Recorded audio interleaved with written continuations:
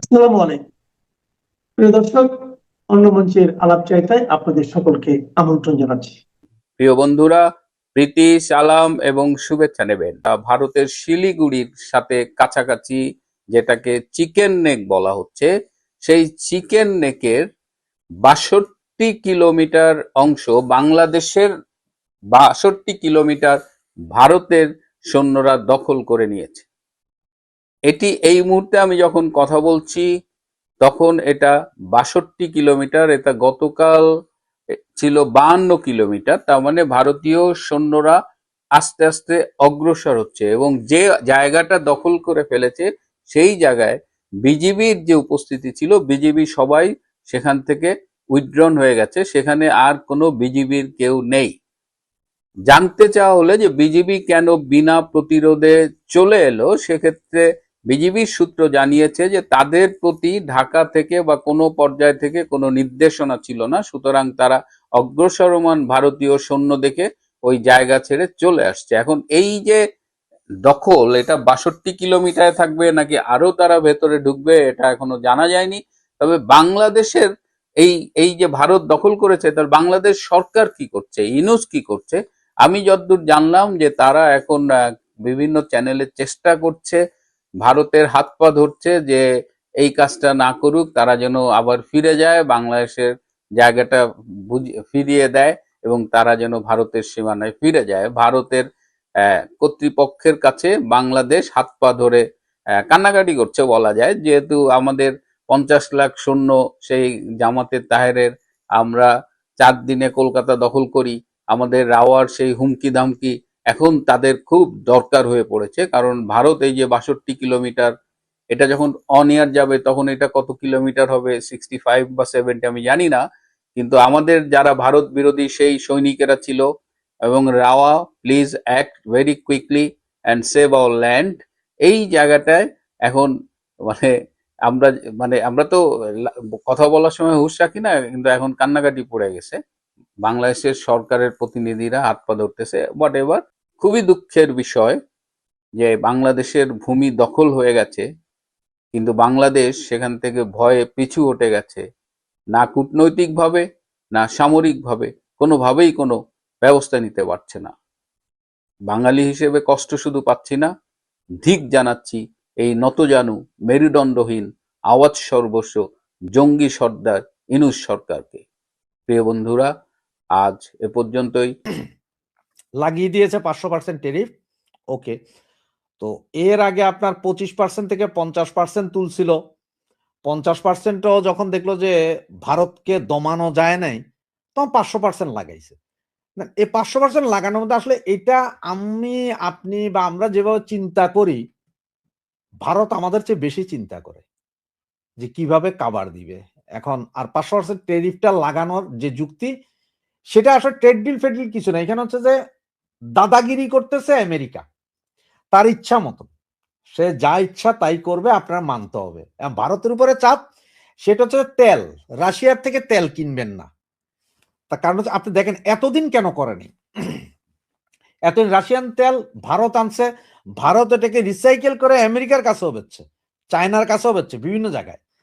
ভারত যেদিন থেকে সিদ্ধান্ত নিল যে আমরা ভেনিজুয়েলা দখল করে ফেলবো, ভেনিজুয়েলার তেল আমাদের ক্যাপচারে চলে আসবে, সেই দিন থেকে সে বললো যে না, গ্যাদারিং এটা করতে হবে। এখন দেখেন, যেদিন ভেনিজুয়েলার প্রেসিডেন্টকে তুলে নিয়ে গেল এবং বললো যে ভেনিজুয়েলা আমাদের ৫,০০০ ট্রিলিয়ন ব্যারেল তেল আমাদেরকে দিতে হবে, তাহলে তাদের তেলটা তো তারা বেচতে হবে।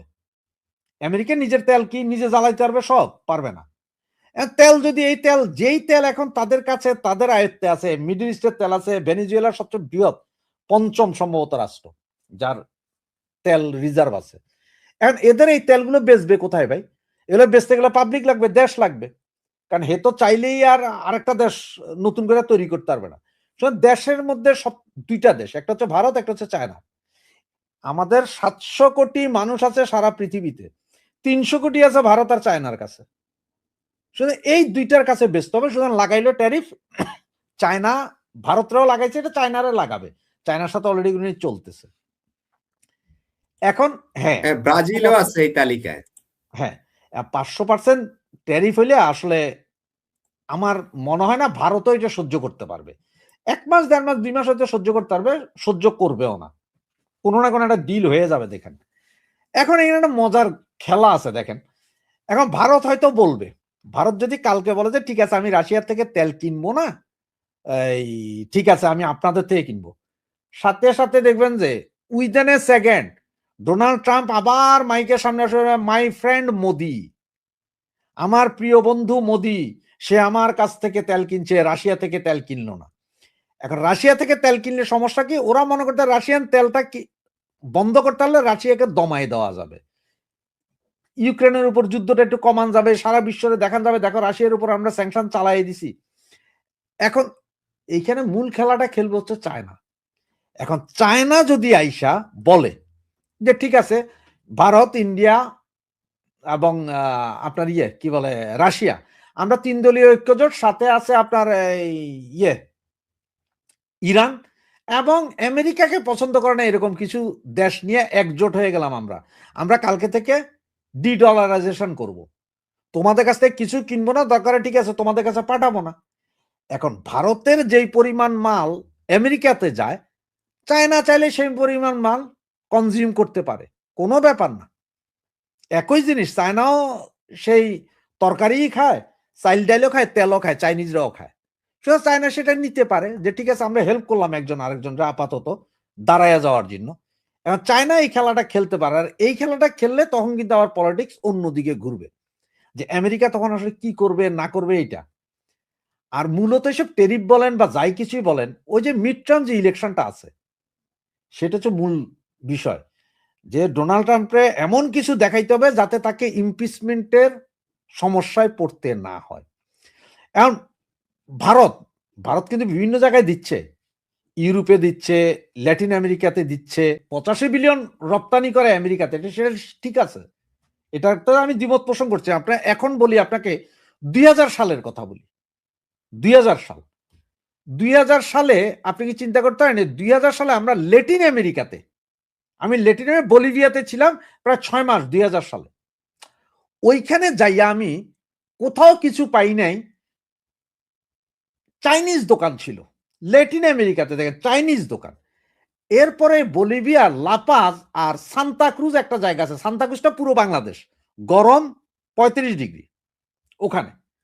সান্তা ক্রুজ আর বলিভিয়ার লাপাজ হচ্ছে যে রাজধানী, সেইখানে যাই দেখি যে চাইনিজদের সাথে সাথে ইন্ডিয়ান ধর্মীয় মন্দির আছে, মন্দির আছে। 2000 সালের কথা বলতেছি আপনাদের, মন্দির, তার মানে কোনো মুসলমান নাই, কিন্তু সারা শহরগুলার কোথাও মুসলমান নাই, কিন্তু হিন্দু আছে এবং চাইনিজ আছে। এবং ওখানে সে 2000 সালের দিকে চাইল মাইল এগুলো সব ভারতীয় চাউল টাউল চলে, চাইনিজ মাল আছে। আর চায়নাতে প্রচুর মাল আছে, চায়নার কাপড় চোপড় অমুক তমুক হাঙ্কি ভাঙ্গি বহু কিছু আছে। এখন ধরেন মানলো না আর কি করবেন আপনি? আমাদের কাপড়, আপনি মনে করেন যে আমাদের কাপড় ভারতীয় সিলমোহর বা চাইনিজ সিলমোহর লাগাইয়া ইউরোপে আসে। আমাদের বাংলাদেশের যে চিংড়ি মাছ, গাম্বাস বলি আমরা, বড় বড় চিংড়ি, সেইটা এখন আসে এখানে পাওয়া যায়, সেটা চাইনিজ বা থাইল্যান্ডের বইলা। ইলিশ মাছ, বাংলাদেশি ইলিশ মাছ বলে আমরা এখানে খাইতেছি সব বার্মিস ইলিশ মাছ। এখন নেপাল বা শ্রীলঙ্কার সাথে কথা বইলা মেড ইন নেপাল আর শ্রীলঙ্কা লাগাইয়া যদি হেই মাল ভারত ইয়েতে দেয়, কোথায়? আমেরিকাতে দেয়, আপনি কি করবেন? নিবেন না? এই যে আমাদের কথাই ধরে আমরা চাউল মাঝখানে ইয়েতে কিনে, ভারত থেকে কিনে, কোথেকে কিনছি আমরা? দুবাই থেকে কিনছি। দুবাই থেকে মালটা কার কাছ থেকে কিনছি? দুবাই থেকে মালটা কিনছে কিন্তু আমরা ভারতীয় ব্যবসায়ীদের কাছ থেকে। কারণ ভারতীয় ব্যবসায়ীরা দুবাই সিঙ্গাপুরে ভারতীয় ব্যবসায়ীরা অফিস খুলে বসছে, ধরেন নাম দিছে, ওখানে যায় আর মাসুদ আলম দেয়, ওখানে দিছে মাইকেল চাকমা, মালিক মাইকেল চাকমা দিয়া মাল বেচছে। এই যে আপনার 2 দিন আগে একটা জিনিস খেয়াল করছেন কিনা আপনারা জানি না, রাশিয়ান 2টা জাহাজ ধরলো না আমেরিকা, তেলের জাহাজ। এই জাহাজগুলো কিন্তু আজ থেকে আরো 1 মাস আগেও জাহাজ হিসেবে চলতো, ইরানের পতাকাবাহী জাহাজ। যখন ইরানের পতাকাবাহী জাহাজ ধরতেছে করছে, তখন এগুলো যে রাশিয়ান ফ্ল্যাগ হয়ে গেল, রং টং চেঞ্জ, রাতারাতি রং চেঞ্জ। এর হাজার হাজার জিনিস আপনার যারা জাহাজে চাকরি করে কোনো বন্ধু বান্ধব থাকে তাদের জিজ্ঞেস করেন, ওরা অনেক সময় রাতারাতি জাহাজের কালার চেঞ্জ করে ফ্ল্যাগ চেঞ্জ হয়ে যায়, অন্য দেশের জাহাজ হয়ে যায়। এটা এক দেশের জাহাজ আরেক দেশের হয়ে যায় রাতারাতি। তো সেরকম যা হবে না কেমনে বলেন? ইরানের উপর এতদিন অর্থনৈতিক নিষেধাজ্ঞা চলতো, হয় ইরানের তেল বেচা হইতো কিভাবে? দুবাইয়ের কি বন্দর আব্বাস না কোথায় জাহাজ যাইতো, ওখানে যাইয়া সমস্ত স্যাটেলাইট বন্ধ। সেই জাহাজ আসতে ঢুকে যেত ইরানে, ওখান থেকে তেল লোড করে আবার দুবাইতে আসতো, দুবাই থেকে আইসা এবার ওই জাহাজ চলে আসছে। তেল কিন্তু ইরানের লিকুইডে বিক্রি হয়েছে ক্যাশ টাকায়। এখন গত 1 মাস ধরে অনেকে খবর রাখেন নাই, চায়না যে আমেরিকান বন্ড যেগুলো কিন্তু ডলার, এগুলো লিকুইডেশন শুরু করে দিছে। চায়না এখন ইনভেস্ট করতে সব স্বর্ণ কিনতেছে, স্বর্ণ জমাচ্ছে নিজের দেশাই না। ভারতও সেম কাজ করতেছে, হয়তো আমরা এখনো জানি না, ভারতও সেম কাজই করতেছে। এখন ঘটনা হচ্ছে যে এগুলো কিন্তু আমেরিকার কিন্তু মাথায় ধরছে, আমেরিকা জানে যে এইটা ডিডলারাইজেশন কিন্তু বিপদে পড়বে সে। আপনার রিজার্ভ যখন মার্কিন ডলারে থাকে তখন ইকোনমি অবরোধ দিলে ওই ডলার আটকাই ফেলতে পারে ওই দেশের, বিপদ। স্বর্ণ করে যখন লয়ে আসবে দেশে তখন কি করবেন আপনি? ডলার আটকাইবেন আপনি? পুরো পৃথিবী আজ একটা টালমাটাল অবস্থার ভিতর দিয়ে যাচ্ছে। এই টালমাটাল অবস্থাটি একদিনে, 1 মাসে, 1 বছরে তৈরি হয়নি। গত বছর থেকে, গত 1 দশক থেকে পৃথিবীতে একটা বদলের হাওয়া বইছে। এই বদলের হাওয়াটি হচ্ছে মৌলবাদ নিপাত যাবে, মানবতাবাদ মুক্তি পাবে। এর ভিত্তিতে আপনারা যদি তাকিয়ে দেখেন, ধর্মীয় মৌলবাদ পৃথিবীর খুব কম দেশেই আছে। যে দেশগুলোতে আছে এই দেশগুলো বেশিরভাগই মুসলিম রাষ্ট্র। এই মুসলিম রাষ্ট্রসমূহে মৌলবাদের মূল কারণটা কি? মৌলবাদের মূল কারণ হচ্ছে অশিক্ষা, কুশিক্ষা, দারিদ্রতা, বেকারত্ব এবং সর্বোপরি ধর্মান্ধতা। এই ধর্মান্ধতা পৃথিবীতে তাবৎ যুগেই ছিল, সব যুগেই ছিল। কিন্তু মানুষের শিক্ষা যখন মানুষের কাছে এসছে, প্রকৃত শিক্ষা, মানুষের কাছ থেকে ধর্মের জালে মানুষ যে অন্ধ, সেটা আস্তে আস্তে কেটে গেছে। কিন্তু মুসলমানদের ধর্ম 1400 বছর আগে সৌদি আরবে প্রফেট মুহাম্মদ সাল্লাল্লাহু আলাইহি সাল্লামের মাধ্যমে এসছে। মুসলমানদের কিন্তু একটি স্ক্রিপ্ট রয়েছে, যেটি কোরআন শরীফ, পবিত্র কোরআন, যেটিকে 1400 বছরেও বিকৃত করা যায়নি, যেটি এখনো যেমনটা এসছে তেমনটি আছে। পৃথিবীর কেউ কিন্তু এটা নিয়ে ডিসপিউট মুসলমানদের মধ্যে নেই। তারপরেও মুসলমানদের মধ্যে এই মৌলবাদী চেতনার বিকাশ কেন হচ্ছে? 1400 বছর আগে যে ইসলাম ছিল, এখন কেন ইসলাম বদলে যাচ্ছে? 1400 বছর আগে যে অসাম্প্রদায়িক চেতনা ছিল, সেই চেতনা কেন এখন বদলে যাচ্ছে? বিষয়টি খুবই ভেবে দেখার ব্যাপার। মুসলমান বিশ্বের এখন দুরবস্থা। একটা সময় আপনারা জানেন, আল বিরুনি, আল খারেজমি, ইবনে সিনা চিকিৎসা বিজ্ঞান, গণিতশাস্ত্র, জ্যোতির্বিজ্ঞান, রাষ্ট্রবিজ্ঞান সহ এমন কোনো শাখা নেই বিজ্ঞানের, গণিতের অথবা সমাজবিজ্ঞানের যেখানে মুসলিম বিজ্ঞানীরা, মুসলিম মনীষীরা 1200, 1000, 900, 800 সালে তাদের জ্ঞান বিজ্ঞান দিয়ে পৃথিবীকে সমৃদ্ধ করেনি। কিন্তু দিন যতই গড়িয়েছে মুসলমানদের অবস্থা ততই খাটো হয়েছে। কালান্তর নামে একটি প্রবন্ধে রবীন্দ্রনাথ ঠাকুর ভারতবর্ষে মুসলমানদের আগমন নিয়ে একটি কথা বলেছেন। কথাটি কি বলেছেন? যে পৃথিবীতে যখন একটি দেশ আরেকটি দেশকে অধিকার করে, অর্থাৎ একটি জাতি যখন অন্য একটি জাতিকে ইনভেড করে, তখন এই দুটি জাতির মিলনে অনেক কিছু যোগ হয়, গুণন হয়। অর্থাৎ আলো আসে, বাতাস আসে, হাওয়া আসে, অন্ধকার কেটে যায়। সেখানে বিশাল একটা সমাজ গড়ে উঠে, যে সমাজটা 2 এ 2 4 হয়। কিন্তু পৃথিবীতে একটা মাত্র ইতিহাস, সেটা হলো আরবরা যখন ভারতবর্ষে আসে, ভারতবর্ষে আসার পর এটা যোগ না হয়ে বিয়োগ হয়েছে। বিয়োগটা কি রকমের? যে একটা জাতি ছিল 4 মিলে, 4 জন মানুষ মিলে একটা জাতি ধরেন, সেই মানুষটি 2 2 ভাগ হয়ে গেছে, মুসলমান আর হিন্দু। এই যে বিয়োগ, এর কারণ কি? এর কারণ হচ্ছে অশিক্ষা। ধরেন 1400 শতকে যখন ইউরোপে রেনেসাঁর সূত্রপাত হয়, এর আগ থেকেই এই স্পেনে মুসলমান শাসন করেছে, আস্তে আস্তে স্পেন থেকে মুসলমান চলে গেছে। তারপরে আপনারা জানেন ওসমানীয় খেলাফত, ইউরোপের বুলগেরিয়া, হাঙ্গেরি, রোমানিয়া, গ্রিক, এই অঞ্চলের অনেকগুলা দেশকে শাসন করেছে। তাদেরকে আস্তে আস্তে ইউরোপ থেকে তাড়িয়ে দেওয়া হয়েছে। তারপর ওসমানীয় খেলাফত গেল, আব্বাসীয় খেলাফত গেল, আর কোনো খেলাফত টিকে রইল না। এরপর এই ইউরোপিয়ান বণিকদের রমরম অবস্থা তৈরি হয়। তারা ভাস্কো দা গামা, কলম্বাসেরা প্রথমে পথ দেখিয়ে দিল, পরবর্তীতে পর্তুগিজ এবং ইতালিয়ানদেরকে বাদ দিয়ে, মার্কো পোলোদেরকে বাদ দিয়ে ব্রিটিশরা বিশ্বের নানা অঞ্চলে ছড়িয়ে পড়ল। বেলজিয়াম, নেদারল্যান্ড, তারা পুরো পৃথিবীকে দখল করলো। সেই দখলও একটা পর্যায়ে আর থাকলো না। আমেরিকার উদ্ভব হলো জার্মানির, উদ্ভব হলো জাপান, ব্রিটিশ, কানাডা, অস্ট্রেলিয়া। তা এখন পৃথিবীতে এমন একটা জায়গায় এসছে যে অমুসলিম যে রাষ্ট্রগুলা, বিশেষ করে ব্রিটেন, আমেরিকা, ইউরোপ, কানাডা, এই রাষ্ট্রগুলো পৃথিবীতে এখন খুব রাজ করছে। এদের রাজ করার মূল কারণ হচ্ছে এদের রাষ্ট্রের ভিত্তি হচ্ছে জ্ঞান, এদের রাষ্ট্রের মূল ভিত্তি হচ্ছে প্রযুক্তি, এদের রাষ্ট্রের ভিত্তি হচ্ছে মুক্ত চিন্তা, এদের রাষ্ট্রের ভিত্তি হচ্ছে অসাম্প্রদায়িক চেতনা।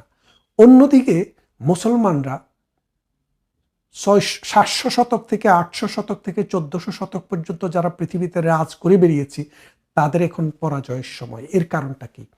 এর কারণটা আছে, মাহাতির মাহমুদ আপনি জানেন একজন মুসলিম স্কলার, রাষ্ট্রবিজ্ঞানী, দার্শনিক অথবা রাষ্ট্রনায়ক, যেটাই আপনি বলেন।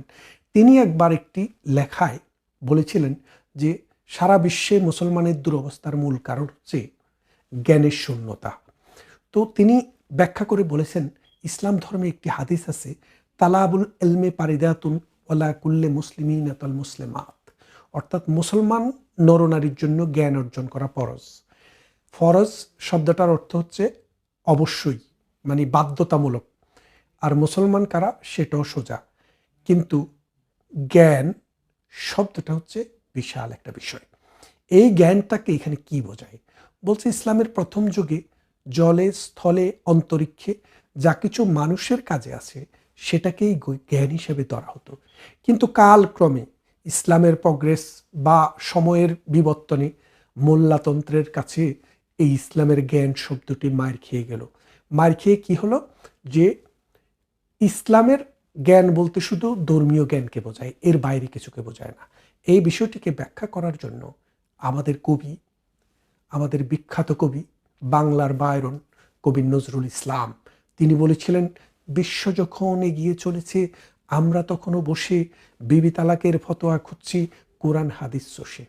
সেই কোরআন হাদিস চষে বিবি তালাকের ফতোয়া খুঁজতে গিয়ে জ্ঞান শব্দটি, জ্ঞানের পরিধি মুসলমানদের কাছে ক্ষুদ্র হয়ে গেছে।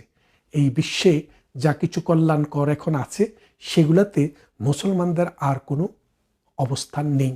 মুসলমানরা এখন আবিষ্কার করতে পারে না, উদ্ভাবনও করতে পারে না, শুধু ভোগ করতে জানেন। আর এই ভোগবাদী মুসলমানের কাছে ধর্মই হয়ে উঠছে একটি ইনস্ট্রুমেন্ট, জ্ঞান বিজ্ঞান চলে গেছে আতুর ঘরে। তো এই অবস্থায় এই ইরান, আপনারা জানেন 1989 সালে এই আয়াতুল্লাহ খোমেনি ফ্রান্স নির্বাচন থেকে এসে বা ইরানে একটি ইসলামী বিপ্লব ঘটায়। সেই ইসলামী বিপ্লবের পর আপনারা জানেন সৌদি আরবের পরে পৃথিবীর সবচেয়ে বেশি তেল, মধ্যপ্রাচ্যে যে সবচেয়ে বেশি তেলের ঘাঁটি সেটি হচ্ছে ইরান। জনসংখ্যা প্রায় 10 কোটি, বিশাল দেশ, 10 লক্ষেরও অধিক বর্গ মাইলের দেশ, বর্গ কিলোমিটারের দেশ। সেই দেশটি পারস্য, আপনারা জানেন পারস্যের সভ্যতা যদি আপনারা খুঁজতে যান, কমের দিকে 6000 বছর, খ্রিস্ট জন্মের 4000 বছর পূর্বে আর খ্রিস্ট জন্মের পরে 2000, এই 6000 বছরের ইতিহাস, জলে ইতিহাস, শৌর্যবীর্যের ইতিহাস, জ্ঞান বিজ্ঞানের ইতিহাস, কবিতার ইতিহাস। সেই পারস্য এখন মুখ থুবড়ে পড়েছে। মধ্যপ্রাচ্যের সবচেয়ে গরিব দেশ ইয়েমেন, তারপরের গরিব দেশ হচ্ছে ইরান। অথচ ইরান থাকার কথা ছিল সৌদি আরব থেকেও ধনী, যাদের তেলের অভাব নাই, জনবলের অভাব নাই, সভ্যতার অভাব নাই, সংস্কৃতির অভাব নাই।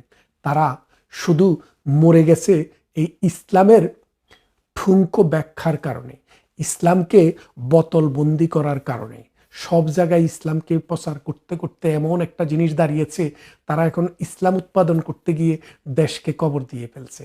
এই অবস্থায় এখন এই দেশটি যেই কোনো সময় পতিত হবে, যেই কোনো সময় ভেঙে যাবে ইরান, যেই কোনো সময় পরাজিত হবে ইরানের আজকের দিনের রাষ্ট্রনায়করা।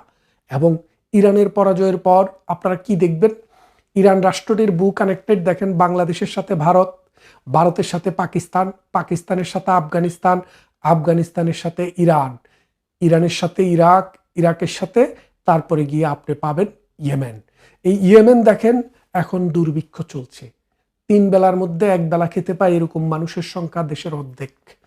তারপরে ইয়েমেনের পাশে আসেন ইরাক, ইরাকও একদম সিত্তিসান হয়ে গেছে। ইরানের পর ইরাকের পর ইরান, সেটিও ধ্বংসপ্রাপ্ত। ইরানের আরেক সীমানায় আছে সিরিয়া, সেটিও ধ্বংস হতে হতে আর কিছু অবশিষ্ট নেই। তারপর আফগানিস্তান, 1500 বছর আগের যে মধ্যযুগীয় ব্যবস্থা সেটা ফিরে এসছে আফগানিস্তানে। তারপরে পাকিস্তান, 79 বছর বয়সে এই রাষ্ট্রে একটি সরকারকে 5 বছর টেনিউর পূরণ করতে দেয়নি। তারপরে তো আমরা বাংলাদেশ, এই বাংলাদেশও আজ ওই পুরনো শৌখিনদের হাতে জাতীয় পতাকা, জাতীয় সম্পদ সবকিছু আজকে খামছে ধরেছে সে পুরনো শকুনেরা। তা আমি বিশ্বাস করি ইরান এই পারস্যের পরাজয়ের পর বাংলাদেশ বুঝতে পারবে, বাংলাদেশের তরুণ সমাজ বুঝতে পারবে। আপনারা জানেন যে বাংলাদেশের ভবিষ্যৎ হচ্ছে তরুণ সমাজ, যারা আজকে ছাত্র তারাই তো আগামী দিনের নেতা, তারাই তো আগামী দিনের ব্যবসায়ী, বুদ্ধিজীবী, সমাজসেবী, রাজনীতিবিদ। তাদের মধ্যে যদি মৌলবাদের বিকাশ ঠেকাতে না পারেন, তাদের মধ্যে যদি বিজ্ঞান মনস্ক চিন্তাভাবনা না আনতে পারেন, তাদের কাছে যদি বিজ্ঞান না আসে, তাদের কাছে যদি পরিচ্ছন্ন চেতনাবোধ না আসে, তাহলে সমাজ কিন্তু অন্ধকার হতে বাধ্য। সবগুলো ইউনিভার্সিটিতে শিবিরের জয় জয়কার মানে হচ্ছে মধ্যযুগীয় চেতনার বিকাশ বাংলাদেশে শুরু হয়ে গেছে। এই বিকাশ ঠেকাতে হলে ইরানের মতো বিপ্লব দরকার। ইরানে যে বিপ্লব এখন হচ্ছে বাংলাদেশের মানুষকে সেটা ফলো করতে হবে। ধর্মের সেই পুরনো চিন্তা চেতনা, ধ্যান ধারণাকে বাদ দিয়ে আধুনিক চিন্তা চেতনায় ধর্মকে দেখার সময় এসছে। ধর্ম কিন্তু মানুষকে অন্ধ হতে শেখায় না, মানুষকে জ্ঞানী হতে শেখায়। কিন্তু ধর্মের যে জ্ঞানের সব পথ বন্ধ করে দিয়েছে ওই বিবি তালাকের ফতোয়া খুঁজতে খুঁজতে। কবি নজরুল, কবি রবীন্দ্রনাথ, জীবনানন্দ, এরা আমাদের সম্পদ। এই বাংলাদেশে তাদের চিন্তা, তাদের চেতনাকে আমরা ধারণ করতে হবে। আপনারা দেখেন যে বাংলাদেশ আজকে কি হচ্ছে, বাংলাদেশের মূল জনগোষ্ঠীর কত অংশ এই বিজ্ঞান চেতনার সাথে জড়িত, বিজ্ঞান চিন্তার সাথে জড়িত, আধুনিক মনস্কতার সাথে জড়িত নেই, নেই বললেই চলে। এটা যদি না করা যায় তাহলে ভবিষ্যৎ অন্ধকার। ইরানের পরাজয় অবিসম্ভাবী ভেবে আমি এইভাবে আশ্বস্ত হতে চাই, পৃথিবী এখন আর ধর্মান্ধদেরকে পৃষ্ঠপোষকতা করবে না। আমাদের প্রতিবেশী রাষ্ট্র ভারত বসে আছে। আপনারা জানেন সিকিম এক সময় ভারতের অংশ ছিল না, কিন্তু ভারত সেটিকে তার অংশ বানিয়েছে। আপনারা জানেন কাশ্মীর নিয়ে নানান সমস্যা, কিন্তু সেটিও ভারতের অংশ। হায়দ্রাবাদের নিজামরাও ভারতের অংশ। তো বাংলাদেশ যদি মৌলবাদের এই আস্ফালন চলতে থাকে, তাহলে টুডে অর টুমোরো এই দেশটিও ভারতের অংশ হয়ে যেতে পারে। কিন্তু আমরা তা চাই না, কারণ আমরা 30 লক্ষ মানুষ জীবন দিয়ে, 2.5 লক্ষ নারী সম্ভ্রম দিয়ে এই দেশটিকে স্বাধীন করেছি। মুজিবের জীবনের যৌবনের বেশিরভাগ অংশ তিনি জেলখানার অন্ধ প্রকোষ্ঠে কাটিয়ে দিয়েছেন এই স্বাধীন দেশের জন্য। আমরা চাই না এই দেশটি পরাজিত হোক, এই দেশটি অন্য কেউ গ্রাস করুক, আমরা এটা চাই না। আসুন মৌলবাদীদেরকে ঠেকাই। এই মৌলবাদী চিন্তা চেতনাকে ঠেকাতে না পারলে আপনার সন্তানকে আধুনিক বিজ্ঞান মনস্ক চিন্তা চেতনায় যদি উদ্বুদ্ধ করতে না পারেন, তাহলে আপনার এবং প্রজন্মের পরাজয় বরণ করা ছাড়া আর কোনো পথ থাকবে বলে আমি মনে করি না। কেন দিল? ওই যে বললাম, এরা জামান ফিরা পাগল। এরা জিয়ার ঘোষণাটা রাখবে, জিয়ার স্বাধীনতার ঘোষক এটা লেখা রাখবে, 24-এর সন্ত্রাসীদের এদের জুলাই যোদ্ধা বানিয়ে ফেলবে। শুধু বঙ্গবন্ধু যে মুক্তিযুদ্ধের ভাষণটা দিয়েছেন মুক্তিযুদ্ধের আগে 7ই মার্চে, এটা তারা ভুলেই গেছেন। ওই যে জামালপুরে পাগলের মতো 5টায় ডিমের হালি তারা বিক্রি করবে, এই হচ্ছে তাদের ঘটনা। তো আর যে প্রশ্নগুলো আপনি করলেন নির্বাচন হবে কিনা, আমি আমি বলেছি তো আপনাকে এবং অন্যান্য চ্যানেলেও বলেছি, আপনার চ্যানেলেও বলেছি যে 11 তারিখ রাত 12টা 1 মিনিট আগ পর্যন্ত আমি ধরে নিব যে নির্বাচন হচ্ছে না। তো আপনি যে এটা আমি এখন তখনও ছিলাম এখনো আছি, এখন দেখেন যদি হয়, দেখেন কি হয়। আসলে তো এটা ইলেকশন হবে না সিলেকশন, আমরা সবাই জানি যে এটা কি হতে যাচ্ছে যদিও হয়। এখন আপনি যেটা বলেন 3টি শর্ত দিয়েছে, প্রথমে আমার বক্তব্য হলো এরা না বাংলাদেশের লোক না ইসকন বিরোধী, তো ইসকনের সদস্যের সাথে বৈঠক করলো কেমনে রাজার রহমান? লজ্জা করে না তাদের? এখানে ইসকনকে যেখানেই ধরবে সেখানেই মারবে, হাতে লাল সুতো থাকলে ইসকন, ইসকন মানেই ভারতের র। এখন আবার ইসকনের সদস্য যার নাম বললেন আমেরিকার যে গোয়েন্দা প্রধান, সে তো নিজেও ইসকনের সদস্য, তো তার সাথে করলো, লজ্জা নাই তাদের? আসলে অবশ্য পাকিস্তানের পক্ষে যারা যারা পেয়ারা পাকিস্তানি বা প্রো পাকিস্তানি বা যারা হেফাজতে পাকিস্তান, তাদের তো নির্লজ্জই, তারা নির্লজ্জ না হলে তো আর আপনি ওগুলো হতে পারবেন না। তো তারা সেই জন্য হয়তো গিয়েছে। আর আপনি যেটা বললেন নির্যাতনের কথা, একটা ছাত্রের ছবি ভাইরাল হয়েছে ভাই, জেলখানার ভিতরে নির্যাতন তো দূরের কথা, জেলখানার বাইরে মানে নিজের ঘরে তারা কি নির্যাতন হচ্ছে আপনি জানেন না? আপনার মনে আছে আপনার সাথে আমি কয়েকদিন আগে একটা কথা দিয়েছিলাম যে আপনার সাথে লাইভে যাব, আমি যেতে পারিনি কেন? আপনি এবং আপনি এবং এবং আর আরেকজন আপনার আপনি আছেন এবং আহা দেখছেন আমার যে ওই কথাটা মনে হতো মাথা নষ্ট হয়ে গেছে। সেই দিন 3জন মেয়ে আমাকে বলেছে তাদের ধর্ষণ করেছে, 3জন মেয়ে। আমি কোনো কাজ করতে পারি নাই, আমি সব বন্ধ করে দিয়ে চুপচাপ, পরশু দিনের কথা এটা। আমি হতভম্ব হয়ে গেছি, এটা কি বলে, তারা বলতে পারতেছে না। তাদের গার্ডেন বলছে তোমার গার্ডেন বলে কার কাছে যাবে? তা আপনি জেলের কথা বলতেছেন? এইখন মুক্তিযুদ্ধের পক্ষের মানুষ যারা, আওয়ামী লীগের পক্ষের না, শুধু শুধু মুক্তিযুদ্ধের পক্ষের না, আম জনতার কথা বলতেছি। আওয়ামী লীগ হলে তো কথাই নাই, মুক্তিযুদ্ধের পক্ষে তো কথাই নাই। আমি যে 3জনের কথা বলতেছি আমি নামগুলো রেখেছি, এ বিচার একদিন করাবো যদি আমি শেখ ফরিদ বেঁচে থাকি, যারা তোমরা এটা করেছো। আমি শেখ ফরিদ জিন্দা থাকি, জীবিত থাকি, আমার দেখার বিষয় আছে, যাই হোক সেটা অন্য বিষয়।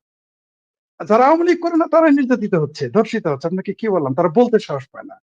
তাহলে আপনি জেলখানায় একজন আওয়ামী লীগের লোক বা আওয়ামী লীগের কর্মী বা ছাত্রলীগের কর্মী, যুবলীগের কর্মী বা মুক্তিযুদ্ধের পক্ষের মানুষ, তার কি নির্যাতন হতে পারে? এটা তো সহজেই অনুমেয়। এটা তো এটা তো এটা তো তার চিঠি দিয়ে আমাদের বুঝতে হবে না। আপনার মনে আছে আওয়ামী লীগের একজন নেতা বাহাউদ্দিন নাসির, আপনার কি মনে আছে যে তাকে কি নির্যাতন করা হয়েছিল 2001 এক থেকে 5-এর যে আওয়ামী লীগের বিএনপি জামাতের শাসন ছিল? উনি আদালতে কি বলেছিলেন আপনাদের মনে আছে? মনে নেই আমি জানি, মনে করে দিলেই মনে হবে। তিনি আদালতে বলেছিলেন যে তাকে মানে তার পশ্চাৎ দোষ দিয়ে বোতল ঢোকানো হয়েছিল। তাহলে সেটা 2001 থেকে 5-এর কথা, যখন এরকম মব সন্ত্রাস ছিল না, মিনিমাম আইন আদালতের কাছে যেতে পারতো মানুষ, তখনই যদি এই উপায় হয়ে থাকে, এই ঘটনা ঘটে থাকে, তাহলে এখন কি করতেছে, কি রকম নির্যাতন চলতেছে আপনি কল্পনাও করতে পারবেন না। আপনি এটা আপনার, আমি বললাম তো যে জাস্ট এই ইউনূস সরকারের পতনের পরে যে ভয়াবহ চিত্র চলে আসবে আপনাদের সামনে, কোনো মানুষ সুস্থ থাকতে পারবে না। 71-এর সাথে কোনো অংশে কম ভয়াবহ নির্যাতন হচ্ছে না। 71-এ অন্তত ধরে নেন জি, 71-এ অন্তত আপনি নির্যাতন করলে লিংটি মেরে সে স্বাধীনতা যুদ্ধে মুক্তিযোদ্ধায় নাম লেখাইতো। এখন তারা কোথায় যাবে? একক মানে একভাবে নির্মম ভাবে। আপনাকে আবারও বলি, এই নির্যাতন যদি কোনোদিন আওয়ামী লীগ ক্ষমতায় এসে বিএনপির উপরে করে, আমি সেটা প্রতিবাদ করবো। অনেকে হয়তো ভাবতেছে যে আওয়ামী লীগ, নো, এই প্রতিবাদ কোনো মানবাধিকার লঙ্ঘন আমি মেনে নিব না। হ্যাঁ, সন্ত্রাসী যারা মানবাধিকার লঙ্ঘন করছে তাদের বিচার হবে আদালতে। এখন জনগণ যদি তাদের কিছু করে সেটা আলাদা বিষয়, কিন্তু ছাত্রলীগ, আওয়ামী লীগ এরা যদি করে, আমি আবার ঠিক আজকে যেমন প্রতিবাদ করছি তেমনি করবে, কিন্তু জনতার আদালতে যদি কেউ বিচার করে সেটা সেটা অন্য বিষয়। কারণ আপনি যে 3টা মেয়েকে আপনি ধর্ষণ করলেন, শুধু তার কি অপরাধ? সে আওয়ামী লীগের লোকের আত্মীয়, আওয়ামী লীগ করে না, আত্মীয়, তাকে ধর্ষণ করেছে। এটা আমার জেলার ঘটনা, 4 দিন আগের, 3 দিন আগের ঘটনা, 72 ঘন্টা আগের ঘটনা। তো এই মানুষগুলো কি বিচার করবে না গণ আদালতে? আপনার হবে, প্রকৃতির বিচার আছে, আদালতের বিচার আছে। আপনি তাও যেটা বললেন, আর একটা বলেছেন যে ইনক্লুসিভ নির্বাচন, তারা তো ইনক্লুসিভ নির্বাচন দিতে পারবে না। ইনক্লুসিভ নির্বাচন দিলে আওয়ামী লীগ ক্ষমতা চলে আসবে। আমি জানি এটা আপনাদের বিশ্বাস না হতে পারে, আওয়ামী লীগ ক্ষমতা চলে আসবে। হয়তো অনেকের কাছে মনে হতে পারে এটা আমি আওয়ামী লীগের পক্ষে বেশি বলতেছি, নো। কারণ মানুষের যে এই 17 মাসে যা যা ঘটেছে, এটা যারা ভুক্তভোগী তারা জেদ করে ভোট দিবে। অনেক লোকই আছে যারা আওয়ামী লীগ করে না, তারাও নির্যাতিত, নিপীড়িত, তারাও ধর্ষিত, তাদের চাঁদা দিতে হচ্ছে। আওয়ামী লীগকে তো দিতেই হবে, আপনাকে মুক্তিযুদ্ধের পক্ষে মানুষের তো চাঁদা দিতেই হবে, আরো কিছু সম্ভ্রমানি। আগে আমরা শুধু সংখ্যালঘু, এই যে ওই আমি কিছু আওয়ামী লীগকে প্রশ্ন করেছি, ভাই তোমরা তো বিশ্বাস করো না সংখ্যালঘু নির্যাতন হয় নীরবে নিবৃতে, এখন করো? বলছে ভাই আপনি ঠিকই বলেছেন, আপনার কথাকে বিশ্বাস করি নাই। এখন তো সংখ্যাগুরু মুসলমান যারা আওয়ামী লীগ করে তারা সেইম ঠিক। আপনি দেখলেন যে আপনি দেখেন যে কি করা হচ্ছে না হচ্ছে, শুধু সংখ্যালঘুদের যে তার চেয়েও কোন অংশে ভয়ঙ্কর কম না এখন আওয়ামী লীগের উপর নির্যাতন। 17 মাস যাবত অর্থনীতিটা কোথায়? কেন আওয়ামী লীগ পাশ করবে না? হয়তো আপনি বলবেন ইনক্লুসিভ নির্বাচনে যাবে না। ওই তুলসী গাবার্ড যে শর্ত দিয়েছে, তারা 2টা শর্ত মানতে পারে যে জনগণ কি আওয়ামী লীগের লোকদের মুক্তিও দিতে পারে, কিন্তু তারা ইনক্লুসিভ নির্বাচনে কখনোই যাবে না। ইনক্লুসিভ আমি নমিনেশন পেপার তুলতে গিয়েছি, ডিসি আমাকে না করেছে। কোন দুঃখে একটা নিতে যেতেছেন? আপনি যারা পাঠাবেন তারা মেরে ফেলবে। কোন দুঃখে? আমি বললাম কেন? আমি তো পাশ করবো না। আমি তো আই এম নোবডি। আমি কোনো পলিটিশিয়ান না যে আমাকে কেউ ভোট দিবে। আমার মার্কা কলা গাছ। কুত্তা মার্কা যেহেতু দিবেন না, কলা গাছ চাইছি। কেন আমি নিলে? কয় ফরিদ সাহেব, আপনাকে মানুষ জেদ করে ভোট দিবে। মানে আপনাকে চিনেন বা না চেনেন, who are you, it doesn't matter. আপনি এদের বিরুদ্ধে, অর্থাৎ আপনি ইউনূসের বিরুদ্ধে, আপনি জামাতের বিরুদ্ধে, আপনি এই এনসিপির বিরুদ্ধে, তাই আপনাকে জনগণ ভোট দিবে। তাহলে নৌকা মার্কার লোক ইলেকশন করলে কি হবে? আপনি যে ইনক্লুসিভ বলেন তার তো ইলেকশন করতে দিবেন না। ইলেকশন করলে তাই বিএনপিও ফেল করবে। বিএনপিও চিন্তাই করতে পারছেন তাদের কি করে নিতে হবে। তারা ফেল করবে। হয়তো অনেকে বলতে পারেন, এটা আমার ভুল ধারণা না। আপনি করতে দেন। আপনি তাই এই সচেতন অন্তত মানবে না। তাই নির্বাচন নিয়ে একটা ধোঁয়াশা থাকবেই। বাংলাদেশের জনগণ কিন্তু ফুলে মানে তারা গুসা না, তারা কিন্তু গুসা করে নাই। তারা ক্ষুব্ধ হয়ে, গুসা আলাদা জিনিস। গুসা তো আমরা করি। আওয়ামী লীগের উপরে গুসা করি, বিএনপির উপরে গুসা করি। কিন্তু বাংলাদেশের জনগণ এই মুহূর্তে ক্ষুব্ধ, ভীত, সন্ত্রস্ত। এরা যে কোনো মুহূর্তে যে কোনো কিছু ঘটিয়ে ফেলবে। আপনি নির্বাচনের কথা বলতেছেন, আমি নির্বাচনে কোনো চিন্তাই করতেছি না। বাংলাদেশের জনগণ যে কোনো সময় বিক্ষোভে ফেটে পড়বে, কারণ তাদের পেটে ভাত নাই। আপনি হয়তো ভাবতেছেন যে ভাই ভাত নাই, আপনার কে বললো? কেউ তাই সব বলে নাই। ভাই না খায় থাকলে কেউ কোনদিন কারো কয় না। আমার পেটে ভাত না থাকলে আপনারা বলবো আমার খাবার নাই? বলবো না। তাহলে যারা আমার চেয়ে ধনী তারা আপনাকে বলবে? এই যে 3জন নারী সম্ভ্রমহানি ঘটেছে, তারা তো বলে নাই। তারা আমাকে বলেছে, তার বাবাকে বলেছে, তার মামাকে বলেছে, আর তার এলাকার একজন মুরব্বীকে বলেছে। এই 4জনকে বলেছে, আমাকে বলে নাই। এই দেশে তো সম্ভ্রমহানি হলে কেউ বলে না। আর না খেয়ে থাকলে তো আপনাকে বলবেই না। কারণ এই দেশের মানুষ মনে করে না খেয়ে থাকলে এটা বললে আরো বেশি বিপদে পড়বো, লজ্জার ব্যাপার। আপনার মনে থাকতে পারে যে একজন চেয়ারম্যান সে না এই যে ইয়ার সময় কি বলে জলোচ্ছ্বাসের সময় সে 3 দিন না খাইছিল, সে কাউকে বলে নাই, লজ্জায় বলতে পারে নাই। তারপরে ডিসি, এটা পত্রিকায় যখন যে ডিসি তাড়াতাড়ি ব্যবস্থা নেয়। এই দেশের মানুষ কেউ ক্ষুধার্ত থাকলে বলে না। যখন দুর্ভিক্ষ লাগবে তখন না সবাই জানবে, মানে যখন সবাই জানবে তখন ঠিক আছে।